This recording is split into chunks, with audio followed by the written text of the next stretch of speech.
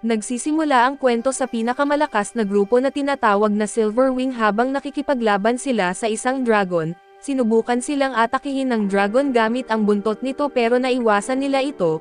Gumanti sila ng atake pero kaunti lang ang epekto nito sa dragon.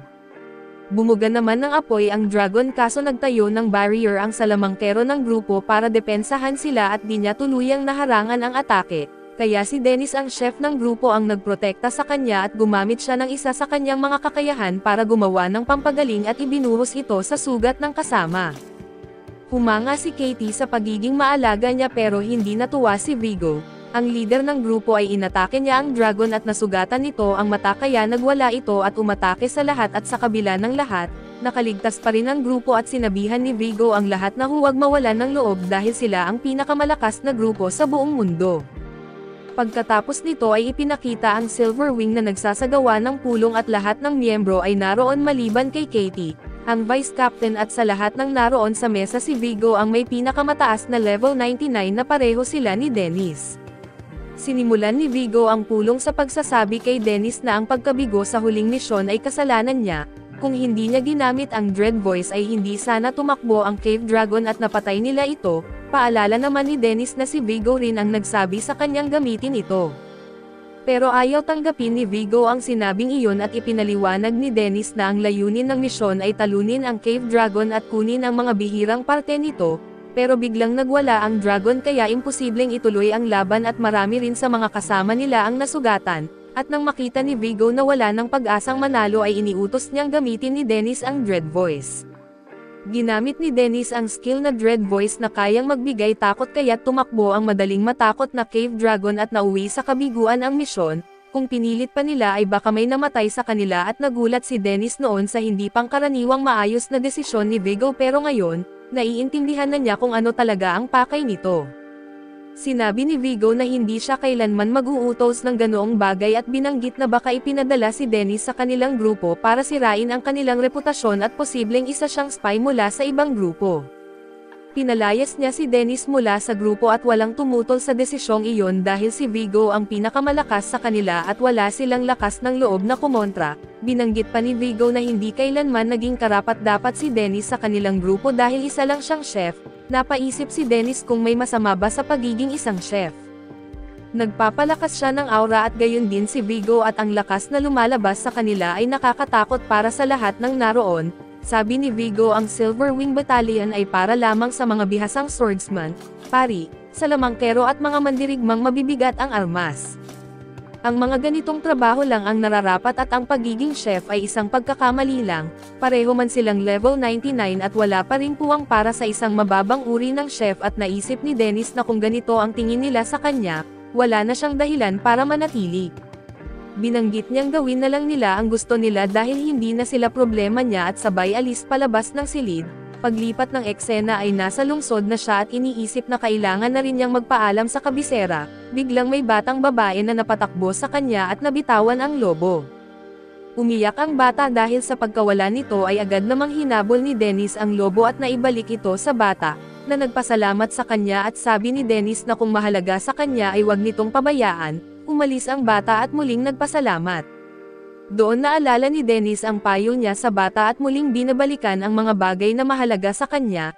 Habang umaalis siya ay pinapanood siya ni Vigo mula sa malayo at nagpa siya ng simulan ang totoong plano niya. Habang tinatawid ni Dennis ang tarangkahan ng lungsod ay agad na hinarang siya ni Katie pero nagpatuloy lang siya sa paglakad. Tinanong siya ni Katie kung bakit siya pinalayas ay sumunod lamang siya kay Dennis at sinabi na kung aalis siya ay lahat ng ginagawa nito tulad ng paggawa ng gamot, pag-perform ng alchemy at pagluluto ay mawawala. Tiniyak ni Dennis na may ibang papalit sa kanya at kung nag-aalala si Katie sa pagkain ay pwede naman siyang humanap ng makakainan, pero ayaw ni Katie na mangyari ito at ipinaliwanag niya na simula nang sumali si Dennis sa grupo, lumaki ang kakayahan nilang maglakbay sa mga dungeon at ngayon ay tinatawag na silang pinakamalakas na grupo sa mundo.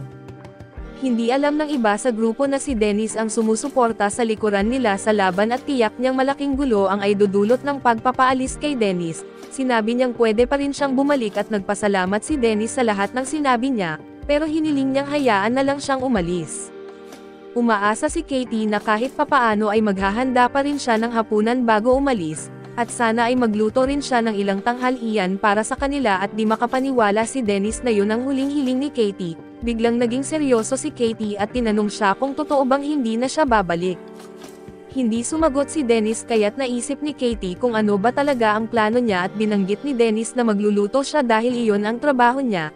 Inamin niyang balak niyang magbukas ng sariling kainan at tumanggi si Katie na paalisin siya sabay sabing siya ang unang nakakita kay Dennis kaya para siya sa kanya. Nagpasalamat naman si Dennis dahil inimbitahan siya ni Katie sa Silverwing at sa totoo lang ay magkasundo talaga silang dalawa. Iniisip din niya na baka kaya siya ayaw ni Vigo ay dahil interesado ito kay Katie at umalis siya habang humihingi ng paumanhin. Tinawag siya ni Katie pabalik gamit ang kapangyarihan niya bilang vice captain, pero hindi man lang siya lumingon at iniisip niya na tapos na ang buhay niya bilang adventurer pero nagsisimula pa lang ang bagong buhay niya bilang chef. Paglipat ng eksena ay nasa ibang lungsod na si Dennis at namimili ng mga gamit para masisimulan ang kanyang kainan. Nakakita siya ng freezer sa isang tindahan at namangha dahil kaya nitong palalamigin ang kahit ano kahit walang yelo. Sabi ng may-ari ng tindahan na icebox ang tawag doon at importante ito sa kahit anong kainan.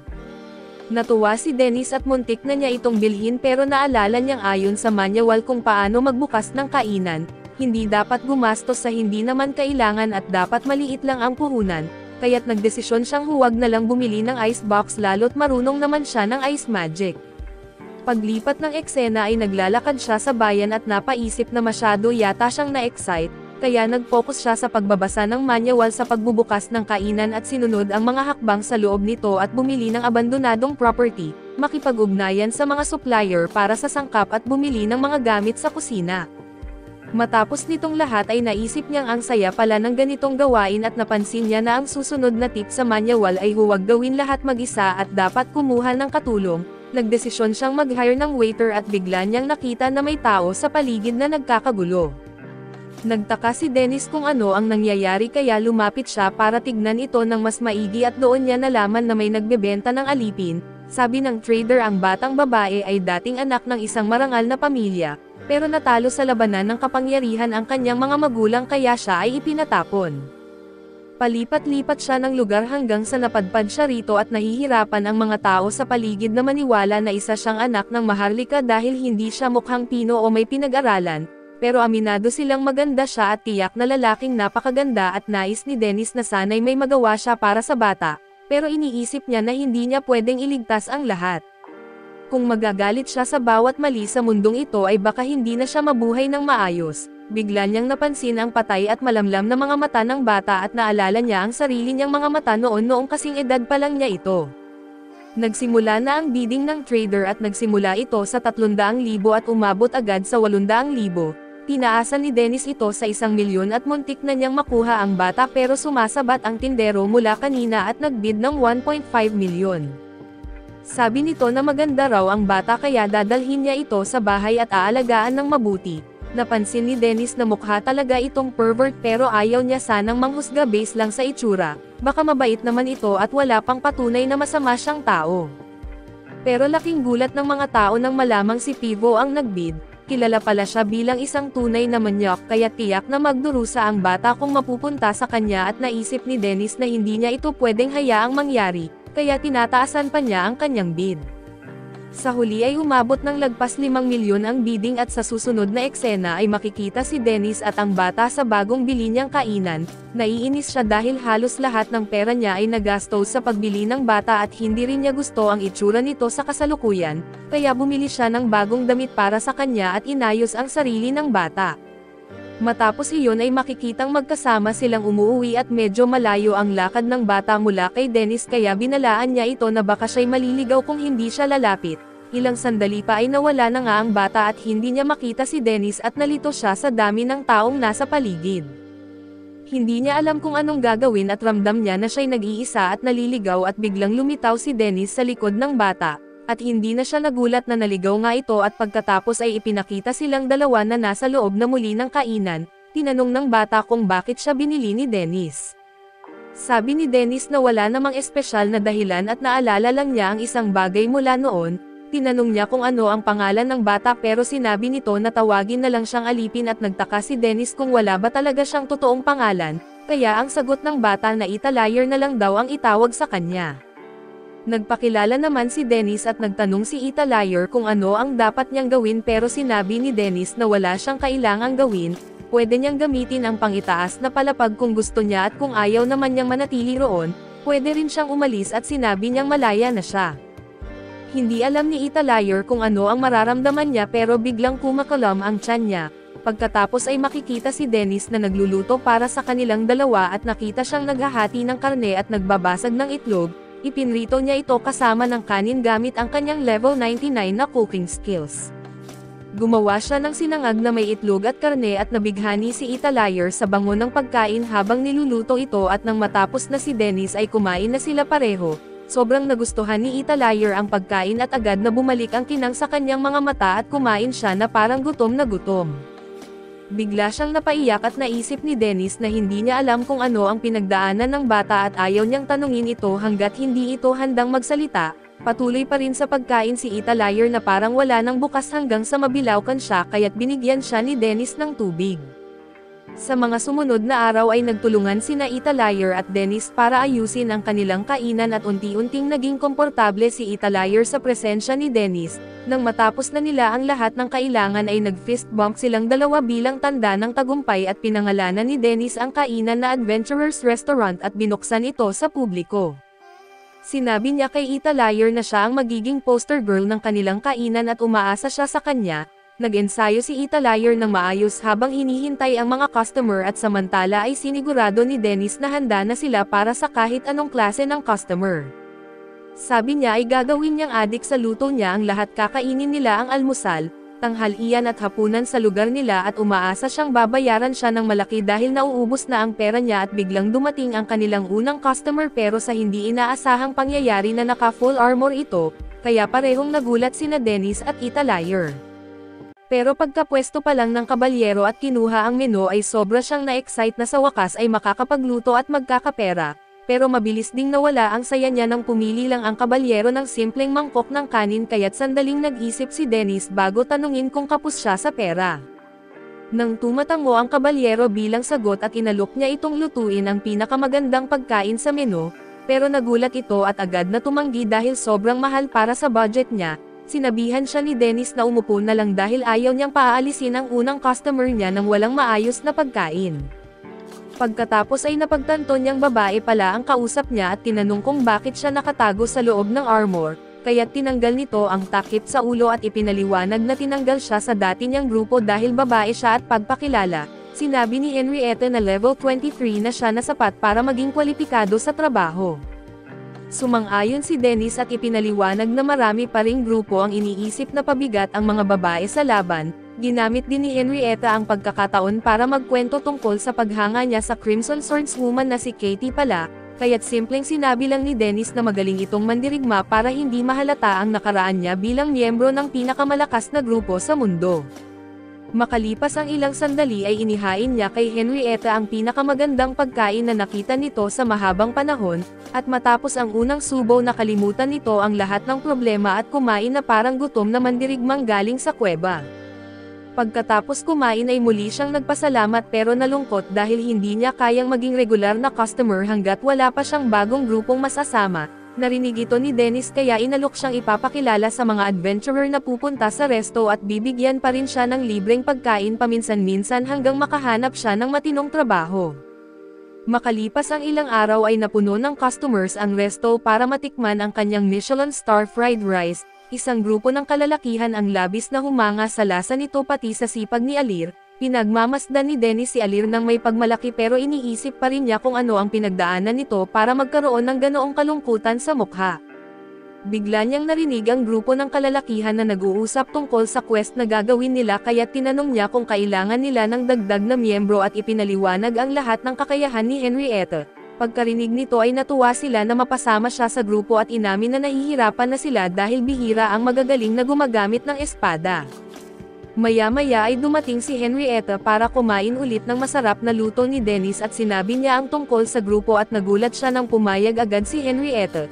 Binalaan niya ito na maging maingat sa pagpili ng grupong salihan pero sinabi ni Henrietta na huwag na siyang masyadong mag-alala dahil wala naman siyang masyadong pagpipilian. Kinabukasan ay bumalik na sa normal ang trabaho nina Dennis at Atlia at mas dumami pa ang customers kaysa dati. Pero habang nagsasara sila kinagabihan ay narinig ni Dennis ang dalawang babae na sina Pawnee at Swent na nag-uusap tungkol sa isang grupo ng mga lalaking adventurer na nanlalamang sa mga babaeng nag-iisa. Ipinaliwanag pa nila na madalas na binabastos ng mga lalaking ito ang sinumang babaeng makasalubong nila at agad na lumilipat sa ibang bayan para hindi mahuli, ngunit kumbinsido si Dennis sa sarili na hindi pwedeng sila ang tinutukoy dahil mababait naman ang mga lalaking ipinakilala niya kay Henrietta. Kinabukasan ng maaga ay nakilala na ni Henrietta ang bago niyang mga kasamahan sa party, pagkatapos nilang mag-usap kung gaano nila katagal hinanap ang isang mahusay na babaeng espadachim tulad niya, ay nagtungo na sila para linisin ang isang dungeon. Habang naglalakad sa kagubatan ay tinanong niya ang leader tungkol sa quest dahil hindi pa nila ito na ipapaliwanag sa kanya, ngunit sinabi lang nito na huwag muna siyang mag-alala sa detalye hanggang makarating sila at sa kung anong dahilan. Pumayag na lang siya at agad nang pumatay ng mga halimaw pagpasok nila sa dungeon. Nang magsimulang purihin siya ng grupo dahil sa lakas niya at naniwala si Henrietta na sila na ang perpektong grupo na matagal na niyang hinahanap, patuloy siyang lumaban habang ang iba ay sumasabay lang at nanunood at sa kalaunan dahil sa sobrang dami ng laban, labis siyang napagod kaya tinanong niya kung gaano pa sila kalayo sa pupuntahan. Muli siyang sinabihan na huwag mag-alala at malapit na raw sila kaya't pinilit niyang bumangon ulit. Pagdating nila sa isang kuweba na puno ng mga memory crystal ay ipinaliwanag ng grupo kung gaano ito kahalaga at nagsimulang mag-empake ng marami habang siya ay naupo para magpahinga. Biglang lumapit ang mage ng grupo para raw ibalik ang lakas niya pero sa halip na gumamit ng healing magic, binigyan siya ng stun spell na nagpamanhid sa kanya at ilang minuto lang ay natanggal na nila ang armor niya kaso bago pa siya tuluyang sumuko sa kapalaran, biglang tinapon palayo si Steel ng isang malaking lalaking hayop na may dalang malalaking kutsilyo.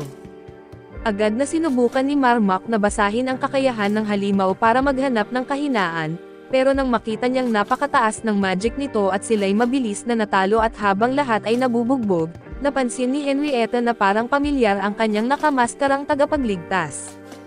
Kinabukasan ng gabi ay ikinwento niya kay Dennis ang lahat sa resto, ipinaliwanag pa niya na nalaman ng mga adventurer mula sa guild na ang grupo ni Steel ay mga kriminal na pinaghahanap dahil sa panggagahasa ng maraming babae mula sa iba't ibang bayan sa buong kaharian.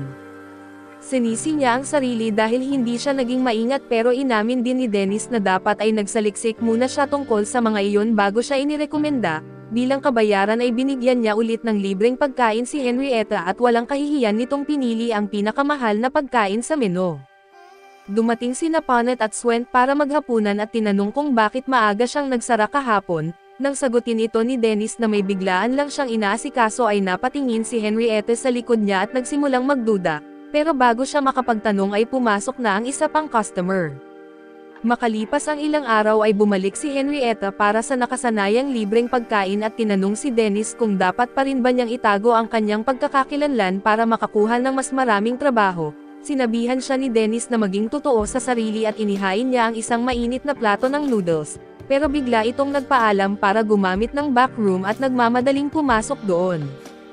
Maya-maya ay lumabas siya ng taas noong ipinapakita ang kanyang malaking milk factory at nagpasalamat kay Dennis sa payo nito, dahil matagal na raw siyang nagsisinungaling sa sarili para lang magka-advantage sa ibang grupo at habang abala siyang kumakain ng noodles, tinanong siya ni Dennis kung ginagamit lang ba niya ang kabaitan nito para makakuha ng libreng pagkain. Dahil hindi na rin siya naghahanap ng trabaho gaya ng dati noong unang dumating siya, ipinapaalala ni Henrietta sa kanya na siya mismo ang nagsabi na bumalik siya palagi para kumain, pero sinimulan siyang pinapagalitan ni Dennis dahil iniisip nitong parang charity sa pagkain ang pinapatakbo niya. Habang nagtatalo pa sila ay narinig ni Alir ang pagbukas ng pinto at sinalubong ang isang lalaking may asol na buhok na nagngangalang Vivia. Umupo ito sa pinakadulong upuan at nagsimulang magbukas ng menu. Sa una ay nalito si Dennis at nag-iisip kung totoong lalaki ba ito o baka bakla mula Thailand pero binaliwala niya na lang at tinanong ang order nito.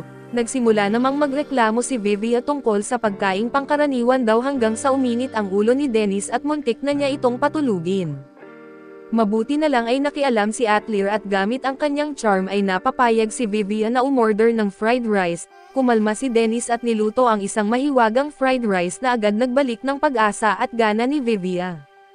Tinanong ni Dennis kung bakit parang may masama na nangyari sa kanya pagpasok pa lang, pero agad itong bumalik sa walang pakialam na mukha at sinabing wala iyon at habang naglilinis si Dennis, nagsimula na namang magkwento si Vivian kung paano lahat ng party na nasalihan niya ay puro salat at puro kita lang ang iniisip na imbes na maghangad na maging pinakamagaling na grupo sa buong mundo.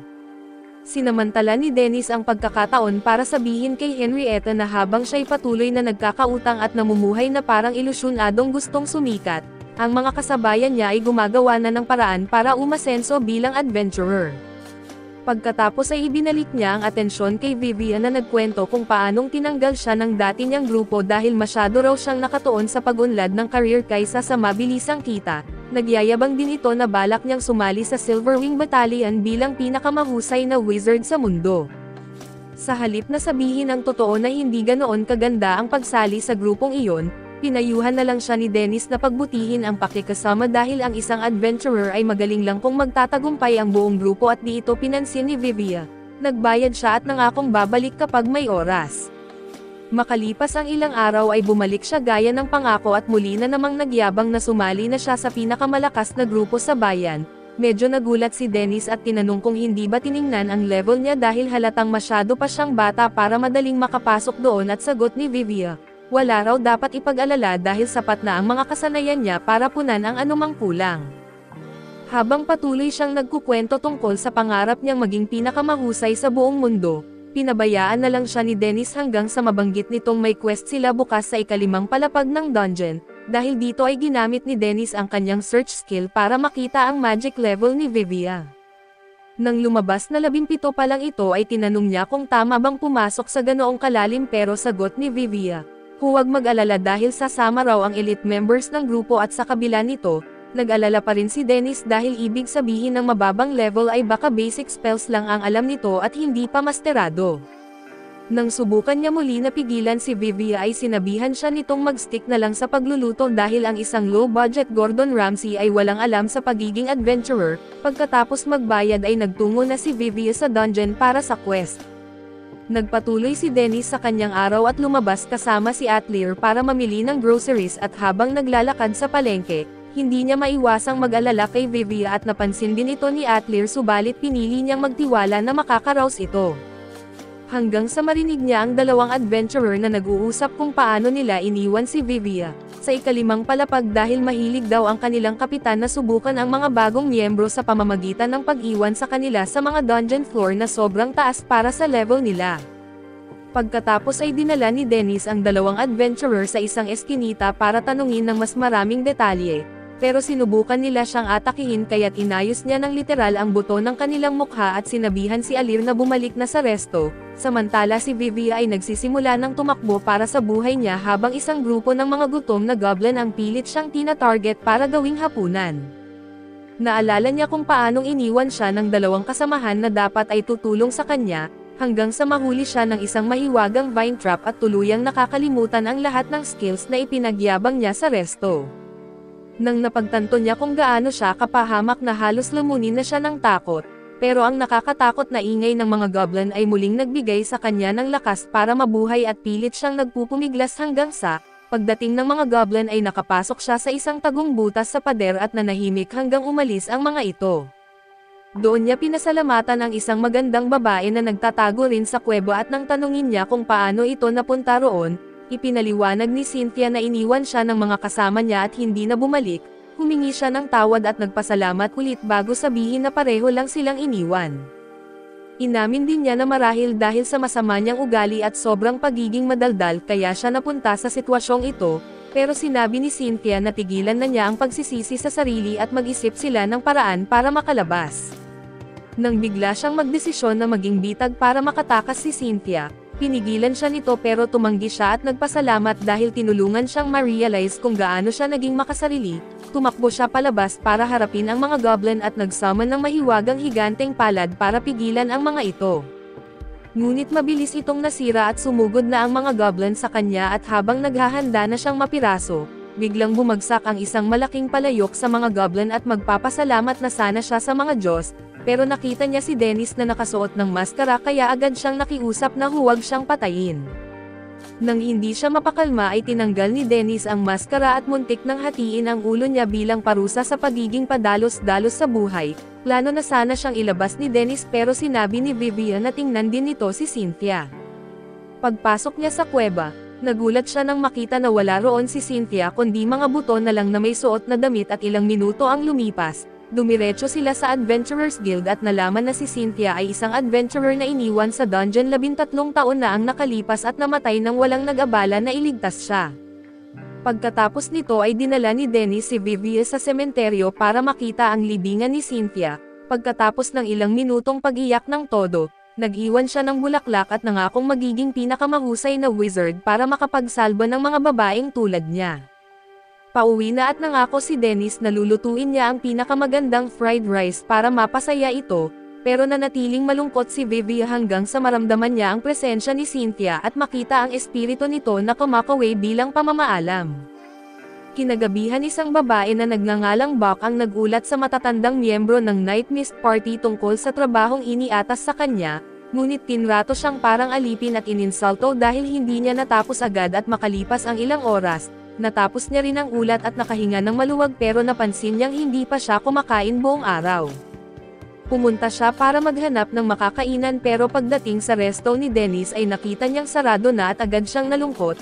Mabuti na lang ay napansin siya ni Atlir at hinayla papasok bago makiusap kay Dennis na ipagluto siya at nagulat si Dennis dahil hindi ito humihingi ng pabor, kaya pumayag siyang lutuin ang espesyal na putahe sa araw na iyon. Pagkaupo ni Buck ay sinubukan niyang basahin ang menu para maghanap pa ng ibang pagkain, pero nagsimula nang magkwentuhan si Vivian at Henrietta ng kung ano-anong bagay, habang pinapanood sila at napaisip siya kung gaano kalungkot ang buhay niya sa party at kung mararanasan pa ba niyang magkaroon ng mga kaibigang tulad nila. Dumating na ang pagkain at sa unang subo pa lang para bang dinala sa langit ang kanyang panlasa. Pagkatapos purihin ang luto ni Dennis ay nagsimula si Henrietta at Vivian na magmungkahi ng iba pang pagkain na pwede niyang tikman, bigla siyang napaiyak at binanggit na hindi na niya kayang pigilan ang luha. Mula pagkabata ay magaling na siyang gumamit ng magic kaya't nag-ipon ng maraming taon ang kanyang pamilya para mabigyan siya ng mas magandang buhay sa syudad, pero ang pangarap ni Buck na magbigay ng mas mabuting buhay para sa lahat ng pamilya niya ay tuluyang nawala nang sumali siya sa Night Mist Troop. Pag-alis niya sa resto nang hindi man lang naubos ang pagkain ay tinanong ni Dennis kung may ideya ba sila kung sino siya at paliwanag ni Vivian. Nakita na niya ito noon nang una siyang makipagkita sa leader ng Night Mist Troop, at napansin niyang may kakaiba sa kilos nito habang kasama ang mga iyon. Hiningi niya kay Dennis na gumawa ng paraan pero tumanggi ito at nagpapaalala na isa lang siyang chef na hindi kayang iligtas ang lahat at samantala, nakahiga na si Buck sa kama para makakuha man lang ng ilang oras na tulog bago ang susunod na quest. Pero sa sobrang pagod ay nakatulog siya ng mahaba at nagmamadaling nagayos bago pumunta sa dungeon para humingi ng tawad sa mga superior niya. Ilang sandali lang ay inatake ng isang halimaw ang isa sa kanila kaya't tumalon siya para protektahan ito subalit sinaktan lang siya ng mismong tao na niligtas niya. Pagkatapos ay nagpasya silang tanggalin siya sa grupo dahil daw sa palaging pag-aagaw ng spotlight. Tuluyan nitong winasak ang huling pag-asa ni Buck sa buhay kaya't nagsimula siyang maghanap ng lugar kung saan niya tatapusin ang lahat. Mabuti na lang ay nadaanan siya ni Vivian at Henrietta papunta sa Clock Tower. Sinundan nila siya at inaabangan hanggang sa tangkain niyang tumalon at bago sila sumugod para iligtas siya, makalipas ang ilang minuto ay nakabalik na sila sa resto kasama si Buck at habang binabantayan siya ni Atlir sa kwarto, ipinaliwanag ni Vivian at Henrietta kay Dennis ang nangyari at muling humingi ng tulong. Ilang oras lang ang lumipas ay dumating ang kapitan ng Night Mist Troop kasama ang dalawa pa para kunin siya pabalik. Ipinaliwanag ni Dennis na wala siyang kondisyon para magtrabaho pa pero ipinakita nila ang kontrata. Sinabihan siyang mag-focus na lang sa pagiging susunod na Ratatouille dahil pag-aari na raw nila si Buck.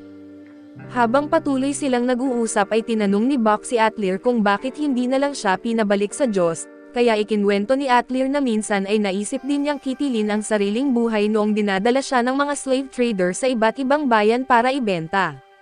Ang tanging dahilan kung bakit hindi niya itinuloy ay dahil hiniligtas siya ni Dennis sa pamamagitan ng pagkain nito, kaya iminungkahi niyang hintayin muna si Buck na matikman ang isang buong pagkain bago magpasya.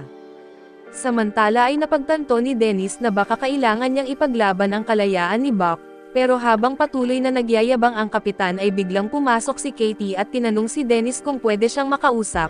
Habang nagpapaliwanag si Dennis na may mahalagang meeting siya ay napatingin si Captain Scarface sa dibdib ni Katie at napagtanto niyang siya ang sikat na Vice Captain ng Silver Wing Battalion. Nang banggitin niya ng malakas ang pangalan nito lahat ay natigilan pero binaliwala lang siya ni Katie at biglang niyakap si Vivia, na agad namang nagtanong kung paano siya kilala ni Dennis at bago pa siya mapigilan, diretsong sinabi ni Katie ang dating trabaho ni Dennis bilang miyembro ng Silver Wing Battalion at pinakamalapit niyang partner sa team. Muling nagulat ang lahat at dali-daling nangako si Captain Scarface na palalayain si Buck bago umalis sa resto na halos wala ng dignidad. Pagkatapos ay nagmakaawa si Katie kay Dennis na ipagluto siya ng isa sa mga paborito nitong putahe at dinala naman ni Atlir si Buck pababa para kumain din. Inihain ni Dennis sa kanilang dalawa ang espesyal sa araw na iyon, at muling nabalik ang ngiti ni Buck matapos maubos ang buong plato at kinabukasan ng maaga ay bumalik si Katie sa syudad at matapos marinig ang dalawang miyembro ng grupo na nagrereklamo kung gaano kahirap kumpletuhin ang mga quest, nakasalubong niya si Vigor na nagtanong kung kumusta ang pagkikita nila ni Dennis. Pagkatapos kumain kagabi ay tinanong daw niya si Dennis kung babalik ito sa party, pero tumanggi ito at ipinaliwanag na gusto na niyang mag-focus bilang isang chef. Pinili ni Katie na itago ang detalye sa sarili pero sinubukan niyang sabihin kay Vigor na kung may babalik si Dennis sa grupo, maaaring mailigtas nito ang kanilang party. Agad naman siyang sinabihan ni Vigor na huwag niya itong isipin at binalaan pa siyang tigilan na ang pakikipag-usap sa kanya. Maya-maya ay napuno na naman ang resto gaya ng dati at nagmamadaling kumuha ng order si Alia habang sabik na naghihintay ng pagkain sina Henrietta at Vivia. Biglang lumabas si Buck na may suot na apron at binanggit niyang nagsimula na siyang magtrabaho para kay Dennis. Tinanong siya ni Vivia kung okay lang ba na kumuha agad siya ng panibagong trabaho pero sagot niya ay ayos lang dahil hindi niya kaya ang walang ginagawa. Dumating na rin ang pagkain ni na Vivia at Henrietta at nang magsimula si Henrietta na purihin ang sarap ng luto, pinaalalahanan siya ni Dennis na hanggang ngayon ay wala pa siyang binabayaran at tinakat siyang may gagawin ito kung patuloy siyang makikinabang ng libre. Ramdam ang tensyon at mabilis na nagbago ng paksa si Vivia at pinag-usapan kung gaano nakasuccessful ang resto.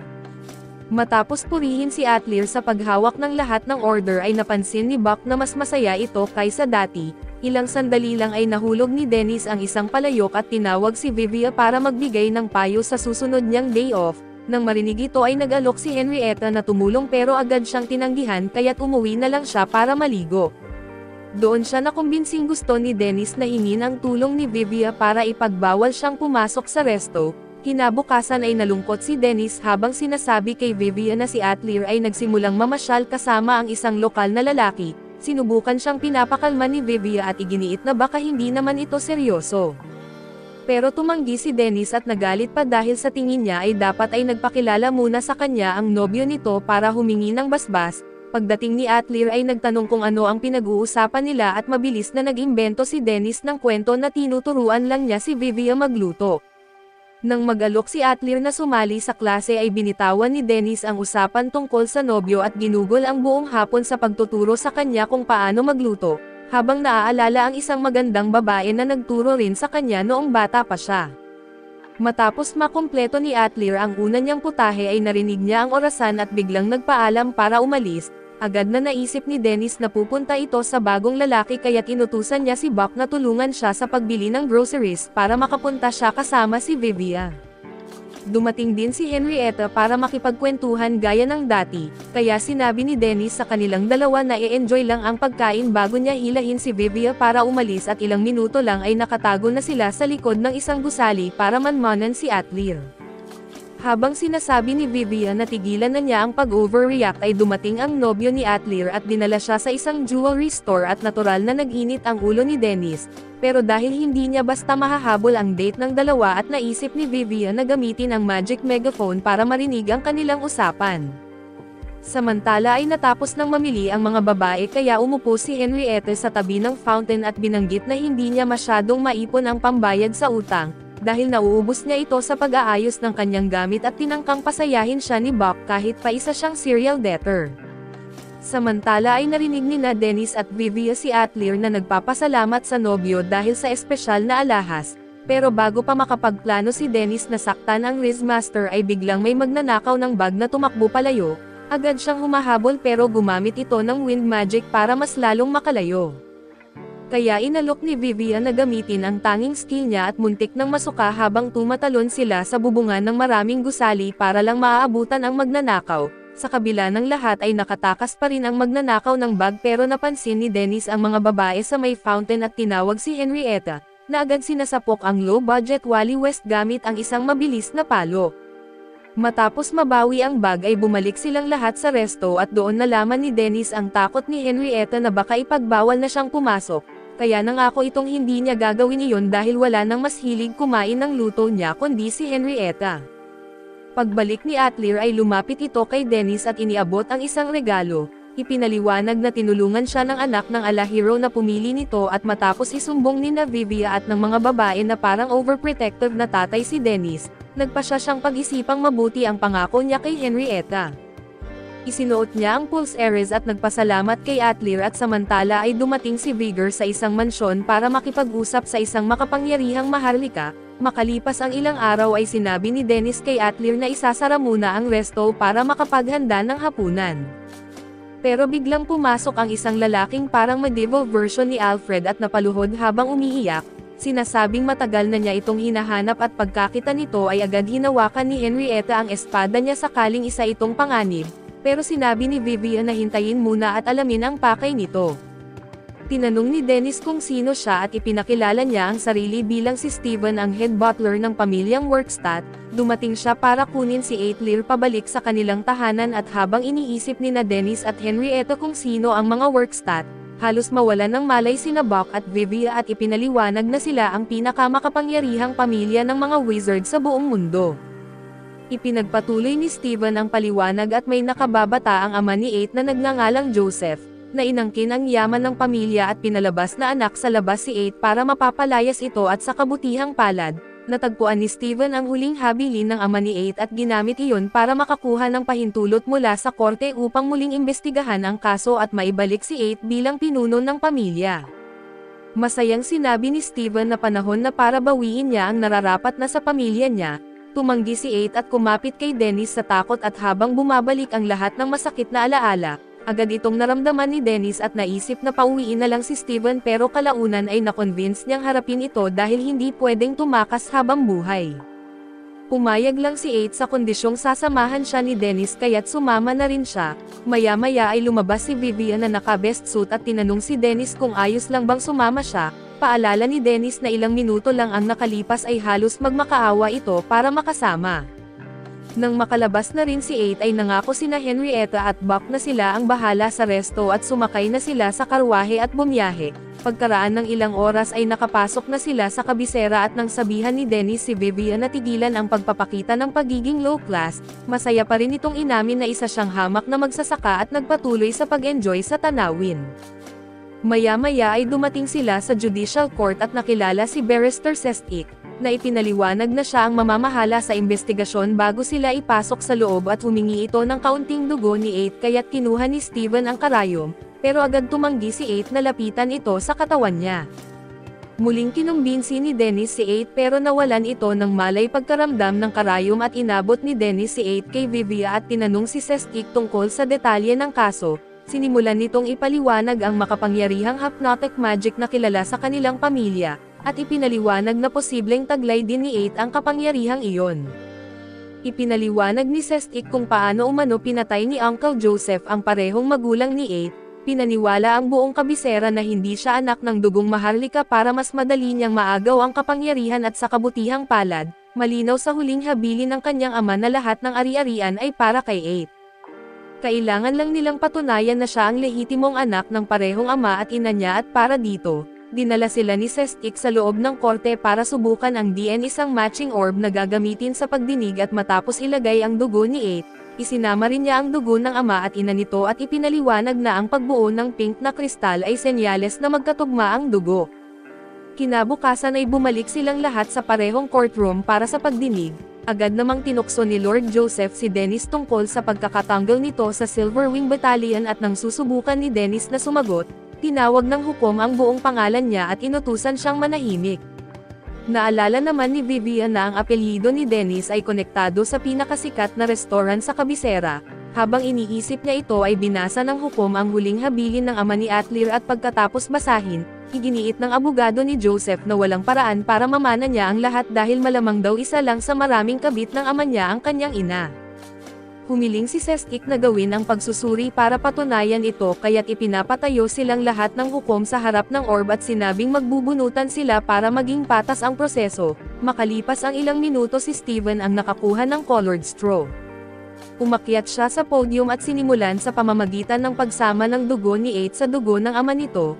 Gaya ng inaasahan ay nabuo ang kristal pero nang idagdag ang dugo ng kanyang ina, bigla itong nagbago at naging madilim na likido. Pagkakita nito ay humiling si Sestik ng pangalawang test at inakusahan si Joseph ng pakikialam sa ebidensya, pero tinanggihan ng hukom ang kanyang apela at nagpasya pabor kay Lord Joseph at pagkatapos, iniwan ni Joseph kay Atlir ang koleksyon ng mga libro ng pamilya.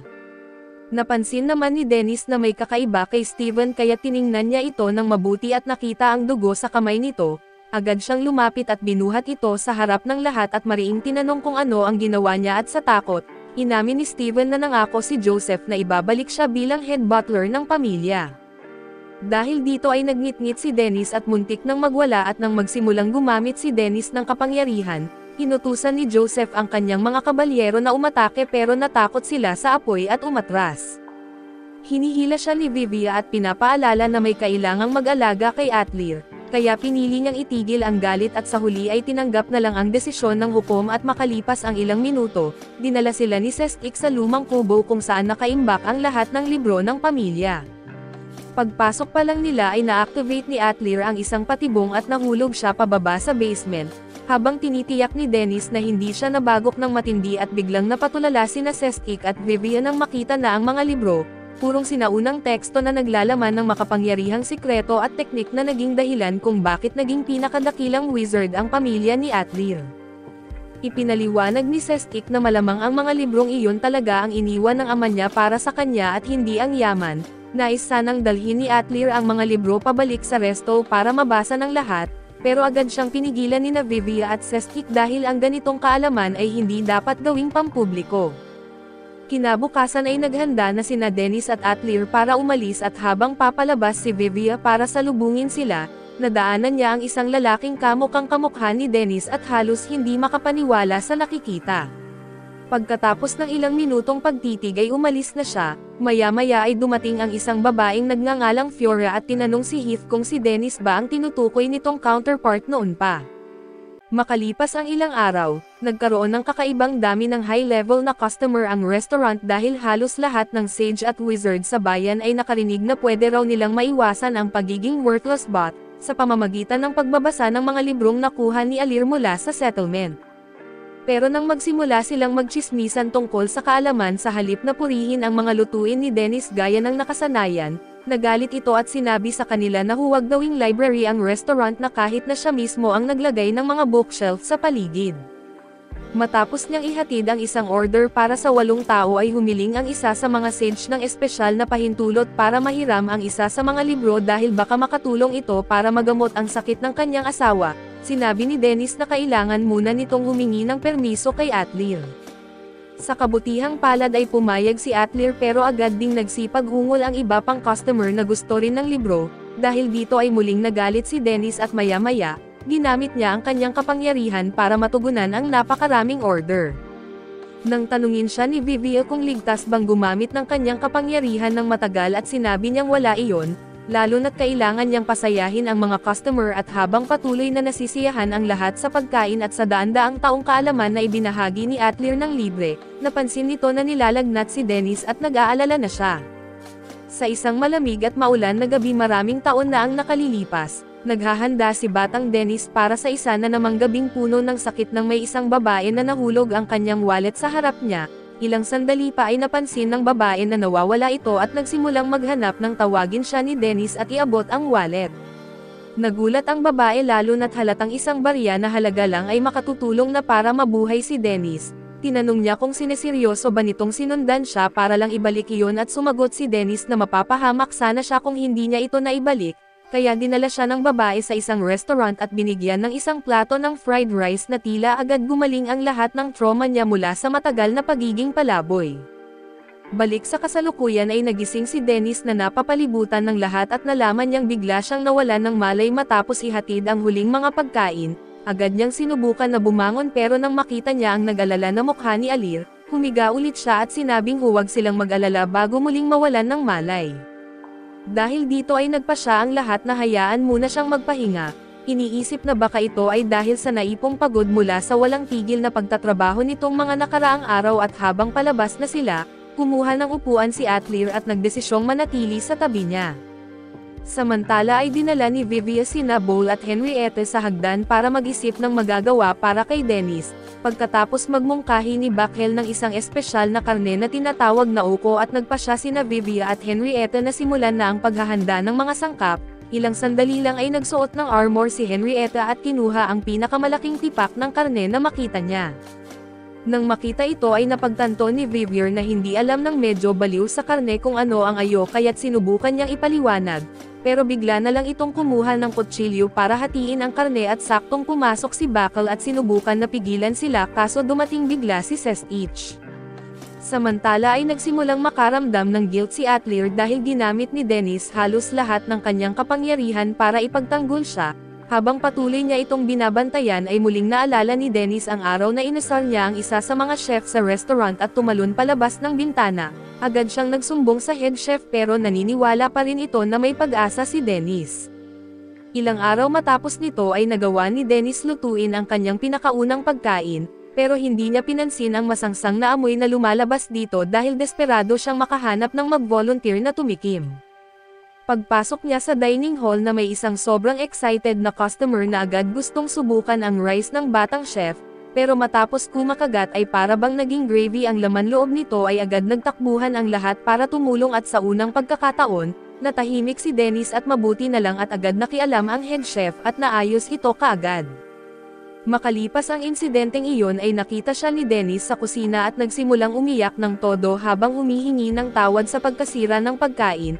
Buti na lang at napigilan ng head chef ang sarili na itaboy siyang muli sa kalsada.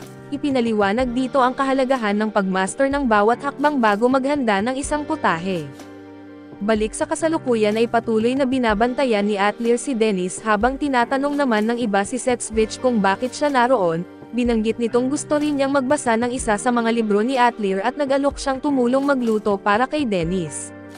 Nang mabanggit ang ayo ay ipinaliwanag niya na ang pinakamahalagang hakbang ay ang paggawa ng perpektong mangkok ng kanin. Nang marinig ito ay nagpalitan sina Vivian at Buck ng ideya kung anong fire skill ang kailangan para makuha ang tamang lapot at lutong. Nalungkot si Henriette nang napagtanto niyang hindi man lang nila pinag-uusapan ang karne na gustong-gusto niyang kainin, lalong sumama ang loob niya dahil hindi umabot sa puntong nakakaunawa siya ng magic ang kanyang utak kaya't bumalik siya sa mesa sa harap para magpakalungkot. Habang nagsimula naman si Sestich ng masterclass kasama sina Vivian at Bowl. Maya-maya ay dumating si Palvo na may dalang espesyal na recipe book at sinabing regalo ito para kay Dennis pero agad niyang idinagdag na sisingilan pa rin niya sila para dito. Habang sinusubukan siyang pag-alitan ni Vivian at Bakhel dahil halatang nanloloko lang siya, napansin ni Henriette ang isang oko recipe na pwede nilang lutuin nang hindi na kailangan ng masterclass sa fire magic, kaya't nagpa siya silang gamitin iyon. Pagkalipas nito ay bumalik si Atlir at nang sabihin sa kanya ang tungkol dito, nagpa siya siyang magdagdag ng itlog at ipinakita ang galing niya sa paghahalo ng itlog na itinuro sa kanya ni Dennis noon. Pagsapit ng gabi ay nagising na rin si Dennis at inihain ito sa kanya ni Atlir, at sa unang kagat pa lang ay bumalik ang alaala niya sa gabing unang natikman ng kanyang panlasa ang totoong sarap ng buhay. Sa isang bagong araw ay masayang naglalakad si Henrietta sa mga kalsada ng lungsod at habang umuusad ay nakatagpo niya si Vivian. Ipinakita niya rito ang kanyang napakalaking bag dahil gusto niyang ipakita kung gaano siya kahanda para sa kasayahan ngayong araw. Isa sa mga mangangalakal ang nagsabi na nakakapagtaka na hindi sila kumakain sa restaurant ni Dennis. Ipinaliwanag naman niya na sarado ang restaurant ngayon dahil espesyal ang araw na ito at samantala ay sinalubong ni Dennis sina Bakhel at Telir. At tinanong niya kung handa na ang lahat. Sa kaso ni Ate Liar ay sinabi niya na sa lugar na pupuntahan nila ay hindi na niya kailangang magsuot ng apron, pero tumanggi siyang tanggalin ito dahil malapit ito sa kanyang puso at ilang segundo matapos noon, dumating sina Vivi at Henrietta pero bago sila umalis ay pinapaalala niya muna ang mga dapat dalhin. Siniguro ng lahat na dala nila ang kanilang tuwalya, sabon at isang timba at nang makumpleto iyon ay tumuloy na sila sa hot spring. Pagdating nila ay labis na namangha si Vivian nang makita ang matipuno na katawan ni Dennis. Tinanong pa niya kung bakal ba iyon dahil parang ganoon sa haplos. Patuloy namang nagyayabang si Dennis dahil proud siya rito at wala ng espasyo para sa pagiging humble. Binanggit niya ngunit nang siya'y tingnan ay tinanong din siya kung bakit siya payat. Ipinaliwanag ni Vivi na siya ay isang mangkukulam at hindi siya pwedeng maging katulad niya. Ang higit pa nga niyang ipinagtataka ay kung paano naging ganoon kalaki ang katawan nito. Sinabi naman ni Dennis na kailangan lang gumawa ng 2,000 push-up araw-araw habang nakatiwarik at madali siyang magiging katulad niya. Napaisip tuloy si Vivian na bukod sa pagiging siraulo ay hindi na tao ang gumagawa ng ganoon. Bigla namang sinabi ni Dennis na kailangang magpatibay sila ng samahan habang nakahubad kaya't nang makita niyang ayaw tanggalin ni Vivian ang tuwalya, ginawa niya ang lahat para subukang agawin ito na nagdulot ng iskandalo sa kanila. Samantala ang mga babae ay nag-e-enjoy sa paliligo sa kani-kanilang lugar kung saan si Henrietta ang nag-asikaso ng buhok ni Ate Liar. Habang pinagmamasdan siya ni Buck ay tinanong niya kung kailan pa siya naging ganoon, dahil napakaganda ng hubog ng katawan niya at hindi niya mapigil ang humanga. Hindi nakikita ni Henrietta ang pagkakaiba nila pero ipinaalala ni Buck na sa paghahambing ay magkaiba sila. Matapos nilang maligo sa mga mainit na tubig at matapos mag-relax, pumunta sila sa labas ng bahay panuluyan para matikman ang pagkain ni Dennis. Ngunit bago kumain ay pinapasabi muna nila kay Henrietta ng ilang salita para sa okasyon.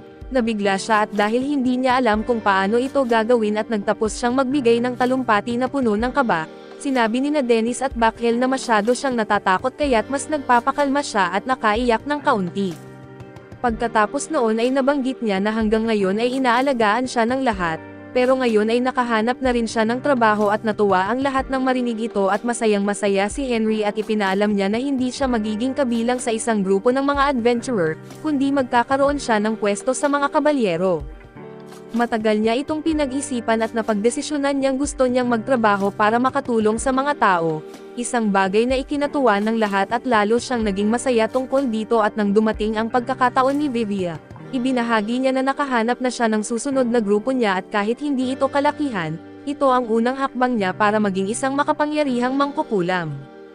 Pagkarinig nito ay natuwa si Henrietta na titigil na rin si Vivian sa pagiging parang walang ginagawa na kagaya niya noon pero si Vivian na talagang siya pa rin, ay nagsabi na huwag siyang ilagay sa parehong antas dahil kahit papaano ay siya naman ang nagbabayad ng pagkain. Idinagdag pa ni Dennis na dumating din ang punto na lumaki ang ulo ni Henrietta dahilan para medyo napapahiya siya.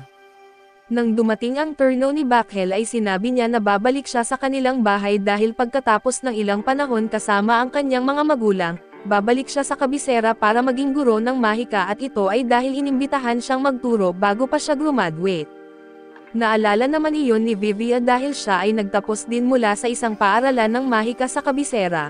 Kaya para sa kanya ay isang kahangahangang bagay iyon at dito sinabi ni Dennis na para ipagdiwang ang kanilang mga bagong simula ay gagawin nila ang kasayahang ito, at nang hindi na nagpaligoy-ligoy pa ay sinimulan nilang tikman at namnamin ang masasarap na pagkaing inihanda niya. Sa gitna ng pagkain ay nabanggit ni Vivian na naging mabuting magkaibigan sina Ate Liar at Buckhill, pero alam din niyang lahat sila ay aalis kaya mamimiss niya ang mga ito at sumang-ayon si Henrietta at nabanggit na posibleng hilingin niyang ipagpaliban ang kanyang pagpasok, ngunit tinawag iyon ni Buckhill na tanga.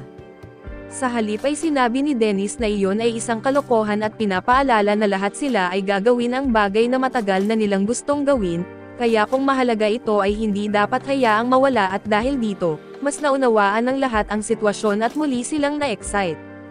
Ilang sandali pa ay nagpakitang dila si Dennis ng kanyang galing sa pagluluto gamit ang mahika at nag-enjoy ang lahat sa palabas na iyon, at habang malapit na silang kumain at biglang lumitaw mula sa kung saan si Polvo na agad na tumikim ng pagkain. Sinabi niyang sobrang bango ng luto kaya napapunta siya ng hindi sinasadya at bukod pa rito, hindi raw siya nakatikim ng fried rice na ganoon kasarap sa buong buhay niya at nakilala naman siya ni Dennis bilang ang pedophile na may-ari ng tindahan, pero hindi niya maalala ang pangalan nito na siyang ikinasama ng loob ng mga ngalakal. Biglang binanggit ni Ate Liar ang pangalan niya nang maalala pa ito at labis na natuwa si Polvo dahil doon, pero nang malapit na niya itong imbitahan para magtrabaho sa kanyang tindahan at pinakalma siya ni Dennis sa hindi magandang paraan at sa kabila nito, inamin niya na noong nakaraang araw ay malaki ang naitulong nito sa kanya at kasalukuyan siyang nag-iisip ng mga bagong putahe para sa menu upang magamit ang aparatong iyon. Dahil dito ay sinamantala niya ang pagkakataon para magpasalamat at pagkatapos noon, tinanong niya kung ano ang pakay niya roon at sinabi ni Polvo na dumating siya para imbitahan sila dahil alam niyang may ginagawang barbecue at gusto niyang ipatikim sa kanila ang karne na may pinakamataas ang kalidad. Nabighani ang lahat nang makita ang ganoong klase ng karne at tinanggap iyon ni Dennis, dahil kitang-kita ang malasakit sa ginawang paghiwa gamit ang kanyang mga kutsilyong pangkusina ng may kahanga-hangang galing. Maya-maya ay sabay-sabay nilang nilasap ang nilutong karne, at dito ay mahina namang nabanggit ni Polvo na ang totoong plano niya ay imbitahin si Ate Liar, ngunit wala na siyang magagawa tungkol dito at talagang may balak na mabulok sa kulungan ang matandang manyakis. Eksakto namang pinakain ni Ate Liar si Dennis na naging dahilan para si Polvo ay humiling habang umiiyak na pakainin din siya. Tinanong ni Dennis si Ate Liar kung ano ang gusto niyang gawin tungkol doon at sa inosente at mabait na paraan ay nilapitan ni Ate Liar si Polvo upang pakainin din ito, dahil dito ay halos mahimatay si Polvo sa sobrang tuwa. Pagkalipas ng ilang sandali ay natapos silang lahat sa pagkain at sinamantala ni Vivia ang pagkakataon para itanong ang matagal na niyang gustong alamin. Naalala niyang tinawag siyang Dennis Black sa hukuman kaya't gusto niyang malaman kung may kaugnayan siya sa restaurant na Black. Kinumpirma ni Dennis na ang kanyang apelyido ay Black at ang chef na nagpalaki sa kanya ang nagbigay pahintulot na gamitin iyon, pero umalis siya matapos ang isang matinding pagtatalo kaya't mas pinili niyang huwag na lang gamitin ito.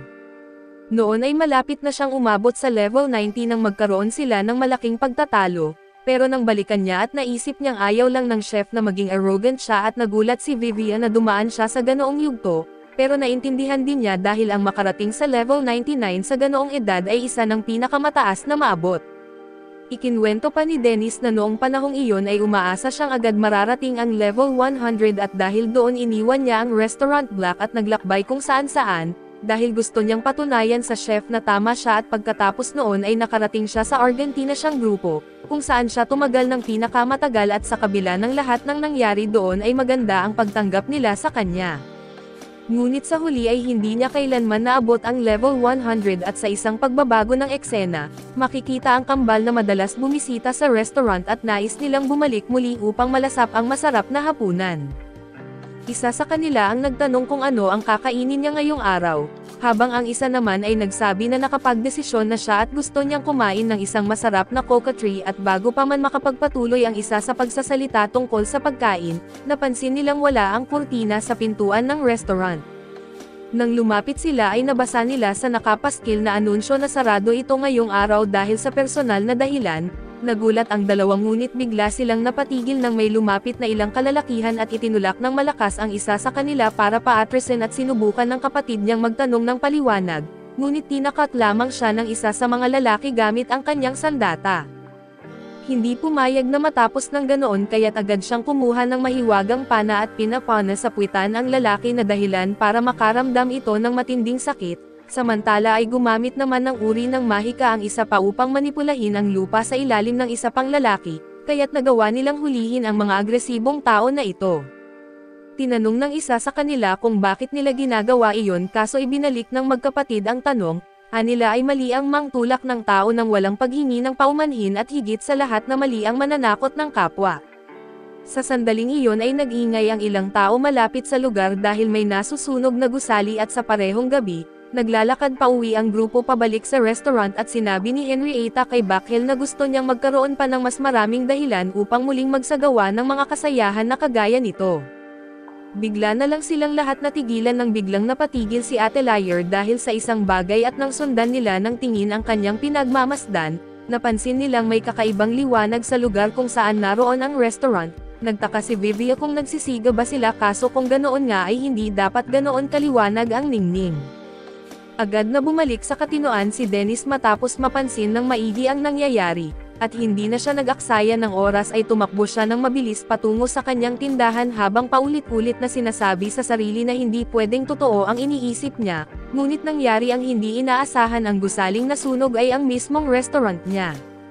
Siya kasama ng iba pang dumating makalipas ang ilang minuto, ay nanatiling nakatulala at labis na nabigla sa kanilang nasaksihan at dahan-dahan nilang nakita kung paano nagkakadurog-durog ang lahat, habang ang mga tao sa paligid ay nagsisikap humanap ng isang taong may kakayahan sa mahika ng tubig para makatulong na apulahin ang apoy, dahil ilang sandali na lamang ay siguradong kakalat pa ito. Tinanong siya ni Bakel kung hindi ba nila dapat gawin ang isang bagay, dahilan para magising si Dennis at sumang-ayon dito at doon nagsalita ang kambal at sinabi na ang mga taong ito ang may kasalanan. Ang mga lalaking hawak pa rin nila ngayon, nakilala sila ni Vivia bilang mga kasapi ng Bruma Nocturna at sinamantala ng mga ito ang pagkakataon para sabihing magsilbing aral ito kay Dennis. Dagdag pa nila ay hindi lamang ang Bruma Nocturna ang kalaban niya at maging ang Argenti at ang pamilya Workstad, lahat sila ay nais siyang wasakin. Nang matapos ang sunog ay pumasok si Dennis sa restaurant upang makita ang lahat na wasak, habang sariwa pa sa isip niya ang itsura ng kanyang tindahan bago ang insidente. Hindi pa rin niya lubos na matanggap ang nangyari at si Henrietta ay hindi napigilan ang kanyang mga luha dahil nakita niya itong napakamalupit, samantala ay sinisi naman ni Vivia ang sarili dahil si Dennis ang sumabak para iligtas siya, kaya siya ang kinamuhian ng mga iyon. Nang marinig iyon ay inaako rin ni Bakel ang kasalanan dahil may kaugnayan din siya sa Bruma Nocturna at si Dennis ang nagligtas sa kanya mula roon, subalit nilinaw ni Dennis na wala itong kasalanan ang dalawa at inamin niyang hindi niya inakala na makikialam ang Argenti sa ganitong bagay. Ayon sa lahat ng palatandaan, si Joseph Workstad ang nag-utos kay Vigo na ipasa ang kautusan sa Argenti, at ang mga tao mula sa Bruma Nocturna ang nagsimula ng sunog ayon sa utos at alam niya na nakialam siya sa mga usapin ng iba nang hindi nagpapaalam, at iyon ang naging dahilan para magmukha siyang arrogant. Sinubukan siyang kumbansihin ni Vivian na hindi iyon totoo at iminungkahi pa na dapat nilang tapusin ang lahat ng kalaban, dahil iyon ang tanging paraan para makabawi sila, kaso pinakiusapan sila ni Dennis na huwag magalit dahil magbubukas na lamang siya ng panibagong restaurant sa ibang lungsod.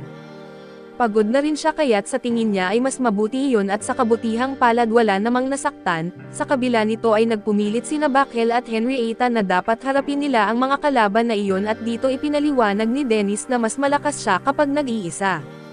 Ngunit ngayon ay nagsanib puwersa na ang pinakamalaking pamilya Maharlika ng kaharian at ang pinakamalakas na grupo ng mga adventurer, dagdag pa ang mga tauhan nilang may kakayahan at ibig sabihin ay wala silang sapat na lakas para labanan ang mga iyon.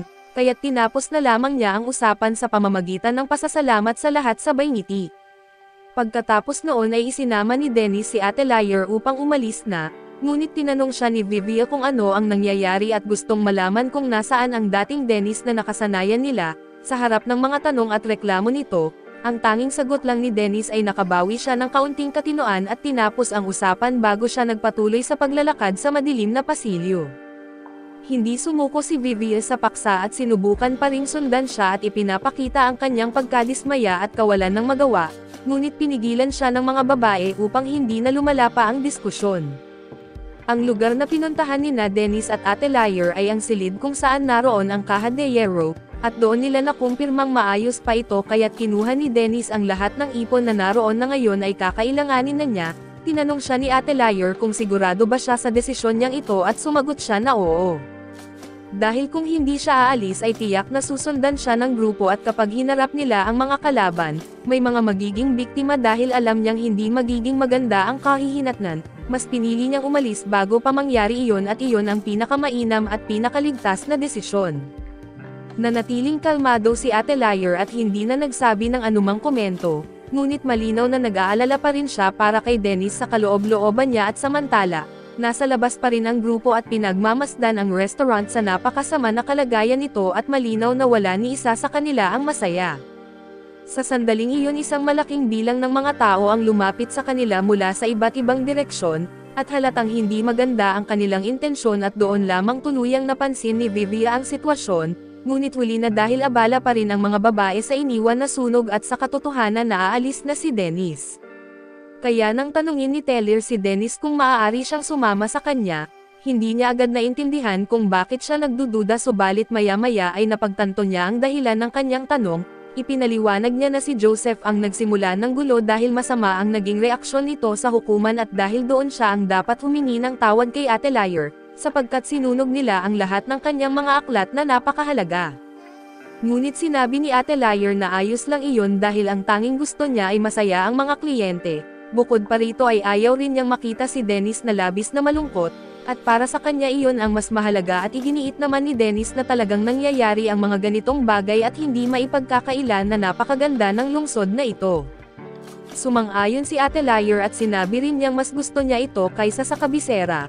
Ang palitan ng kanilang mga salita ay nagdulot ng mas magaan na pakiramdam sa kanilang dalawa.